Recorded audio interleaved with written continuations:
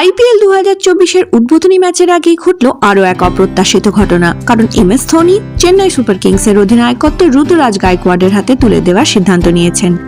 ধোনি তার অধিনায়কত্ব থেকে পদত্যাগ করার সাথে সাথেই এটি সেই যুগেরও সমাপ্তি চিহ্নিত করল, যেখানে কোনো ভারতীয় সুপারস্টার এই লিগের 17তম সংস্করণে একটি আইপিএল দলকে নেতৃত্ব দেবেন না, যা শুক্রবার সিএসকে এবং রয়্যাল চ্যালেঞ্জার্স বেঙ্গালুরুর মধ্যে ম্যাচ দিয়ে শুরু হয়। মুম্বাই ইন্ডিয়ান্সও মরশুমের আগে নেতৃত্বে পরিবর্তন দেখেছে।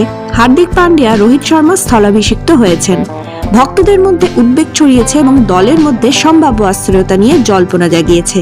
ধোনি এবং রোহিত উভয়ই আইপিএল এর সবচেয়ে সফল অধিনায়ক, যার প্রত্যেকের নামেই 5টি শিরোপা রয়েছে। Star Indian batter Virat Kohli IPL 2021 Faf two প্লেসিসের হাতে ব্যাটন দেওয়ার পরে তার আরসিবি অধিনায়কত্ব ছেড়ে দিয়েছিলেন। 2024 সালে আইপিএল দলগুলির নেতৃত্বে তারকা ভারতীয় খেলোয়াড়দের অনুপস্থিতি সামাজিক মিডিয়াকে আবেগে ভাসিয়েছে। বিশেষত ধোনি তার বর্ণাঢ্য অধিনায়কত্ব কেরিয়ার শেষ করার সিদ্ধান্তে দ্বারা আলোড়িত হয়েছে। সামগ্রিকভাবে ধোনি 212টি আইপিএল ম্যাচে সিএসকে নেতৃত্ব দিয়েছেন, 128টি ম্যাচ জিতেছেন এবং 82টি ম্যাচ হেরেছেন।